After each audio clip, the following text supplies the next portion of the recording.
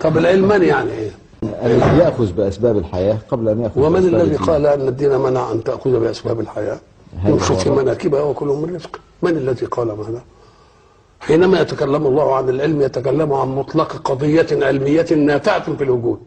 ما قالش حلال وحرام بس. اقرأ إن شئت قول الله: ألم تر أن الله أنزل من السماء ماء فأخرجنا به ثمرات مختلفا ألوانها. ده اسمه إيه؟ نبات. نعم. خلاص. فأخرجنا به إيه؟ ثمرات مختلفا إيه ألوانها. دي جنس إيه ده؟ جنس النبات يا أخي.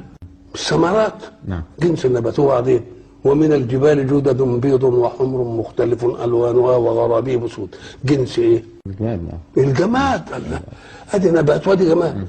ومن الناس ادي الانسان والدواب ادي الحيوان. يبقى اجناس الوجود كلها جت ولا ما جاتش؟ نعم.